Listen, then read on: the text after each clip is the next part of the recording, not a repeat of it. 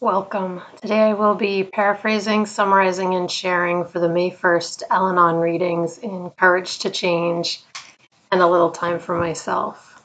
Happy May. Rabbit, rabbit. We'll begin with a serenity prayer and 3 mindful breaths. God, grant me the serenity to accept the things I cannot change, courage to change the things I can, and wisdom to know the difference.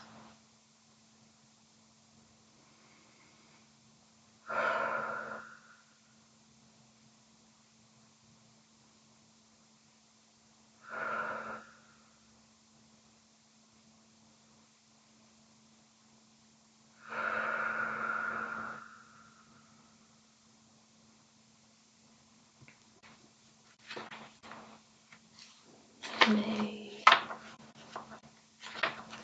First, I'm just going to take a moment and look this over.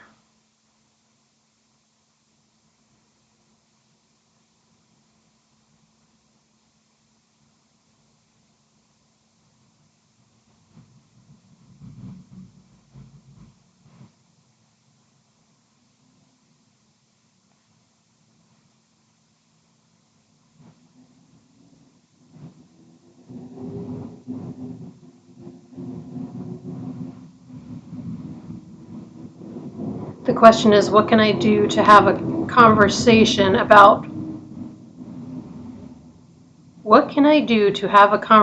without preconceived outcomes? And it talks about step 9. So step 9 is make direct amends to such people wherever possible, except when to do so would injure them or others. The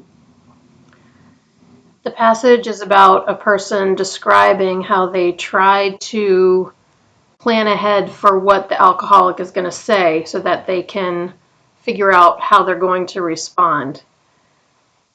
But this person went to a meeting on step 9 and realized that it's not really possible to predict conversations. A member shared that they were concerned that they wouldn't know what to say if someone didn't, when this person made amends, if the person didn't react well, this person didn't know what they were going to say. And then someone else shared in the meeting that our higher power will give us the words when the time comes. Today's reminder: when things are challenging, we can focus on how we feel. We can check our motives and pray for the courage to be truthful. We can speak from our heart, and we can also listen and learn when others speak. The quote is from How Al-Anon Works for Families and Friends of Alcoholics.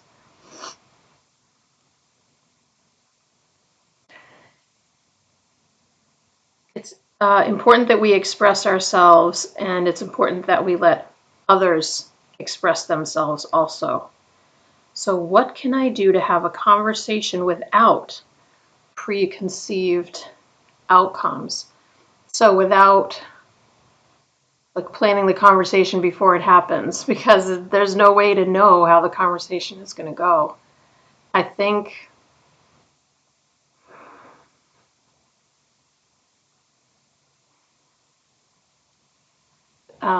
praying on it and letting it go, knowing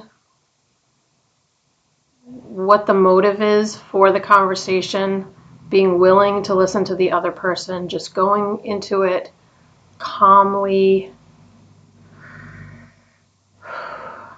I can, even talking about it, I can remember situations when I've been really nervous and thinking that the conversation was so much easier than I thought it was going to be, because all I did was focus on the person and what they were saying, and was peaceful to a point in my heart because I knew that my motives were loving and I wasn't trying to control something or force something that I couldn't control. And when I did my step 9, I was very fortunate that, I guess there's no reason to say I was fortunate, like it is what it is, but to me, I was very relieved because I felt like all the conversations were very peaceful and gracious and reciprocal. It was like I was making amends and people were gentle and kind with me, and I appreciated that because they were some challenging conversations, but it all went well. So I guess to just stay in the moment, stay present, breathe, ask for my higher power's help, and make sure that my motives are loving and gentle, peaceful, calm.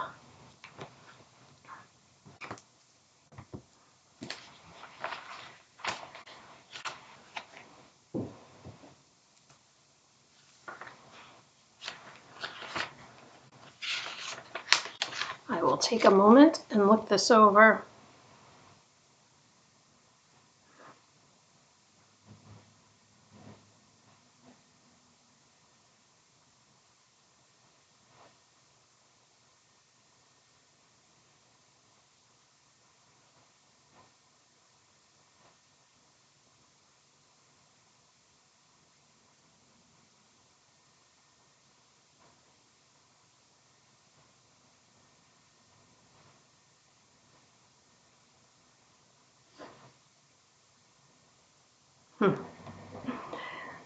This is about not setting conditions on happiness.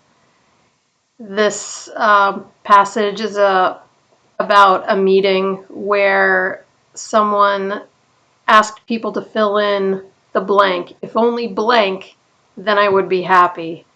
And people had all kinds of answers about money, government, jobs, but it became obvious that all the things that people were naming were not in anybody's control.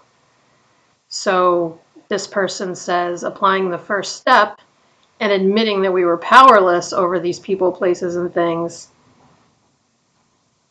makes our lives feel much more manageable and sane. And we can turn our, if only blank, we can turn that to our higher power. Stop being victims, waiting for things to change. We can take an active role in seeking happiness right now. Today's reminder. There are many things that we can't change, but we can change our attitude. We can accept things as they are. We can be grateful and happy here and now with what we have. So I kind of find that a little because, well, we have to take everything in context, but we don't accept unacceptable behavior.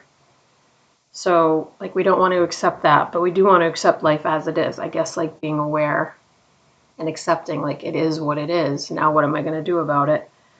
The quote is from Arthur Rubinstein. There's so much to be happy about.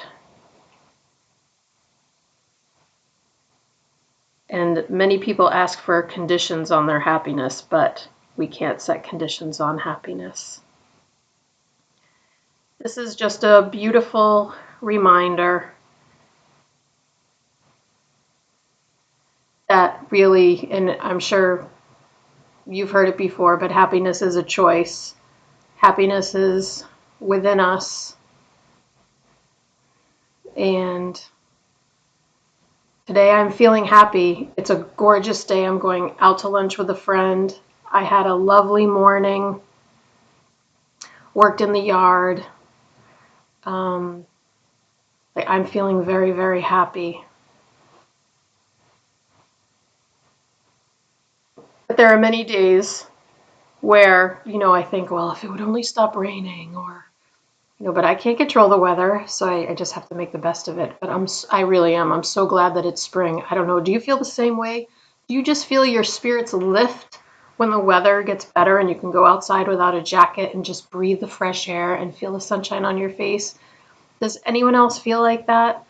I've said this in Al-Anon meetings before, and people have, not commented on with to me directly, obviously, because of crosstalk, but people have said that they go out and take a walk year round, and they're fine with the cold weather, that I find so challenging. But I guess to each their own. I and I guess there's no use even talking about it because it's spring and it's gorgeous outside, and I'll just continue to make the best of whatever situation I'm in. That's it. We'll close out with the serenity prayer and 3 mindful breaths. Here we go. God, grant me the serenity to accept the things I cannot change, courage to change the things I can, and wisdom to know the difference.